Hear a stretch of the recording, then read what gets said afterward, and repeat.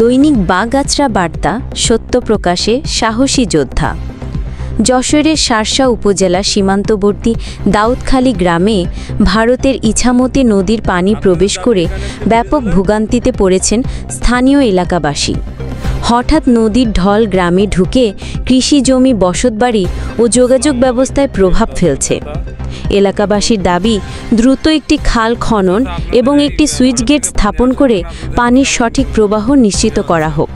এতে যেমন ভাঙন ও জলাবদ্ধতা কমবে, তেমনি কৃষি জমিও রক্ষা পাবে। স্থানীয়রা বলছেন, অনেক দিন ধরেই তারা এই দাবি জানিয়ে আসছেন, কিন্তু এখন পরিস্থিতি ভয়াবহ হয়ে ওঠায় তা বাস্তবায়ন ছাড়া আর কোনো বিকল্প নেই।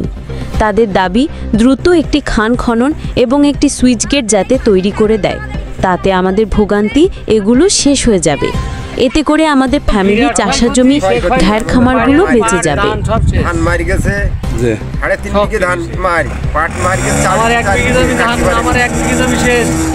এখন এই পানিটা কোথা থেকে আসছে? এটা নদী, ভারত থেকে, ইছামতি নদীর থেকে আসছে। ইছামতি নদী। তো আপনাদের দাবি কি? আমাদের দাবি এখন এই পানি বাইনতে হবে, এই বা একটা সুইচ গেট তৈরি হলে আপনাদের ভালো হয়। গেটটা করলে খুব ভালো হয়, আমাদের ক্ষতি হয় না। আমাদের একদম শেষ হয়ে যাচ্ছে, আমাদের একদম শেষ।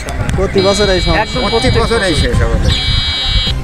কি হচ্ছে, ইছামতি পানি ঢুকছে, যার কারণে বাংলাদেশে ঢুকে মাছ, ধান, পাট ক্ষতি আছে, সেই সাথে মানুষেরও ক্ষতি।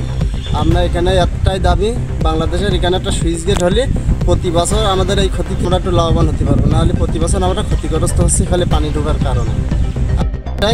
খালি আমাদের ব্রিজটাই প্রয়োজন, আর কিছু দাবি নেই। পানি বলতে সব ইন্ডিয়ান পানি ঢুকছে, তো সব ইন্ডিয়ান পানি ঢুকছে, খালতে ঢুকছে,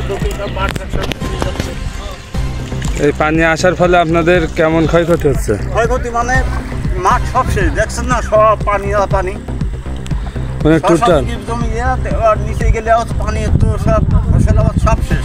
আপনি যেখানে দাঁড়িয়ে আছেন এটা রাস্তা? এটা রাস্তা, এটা পোল। ও আচ্ছা, এটা পোল, দেখছেন না, পানি আর পানি।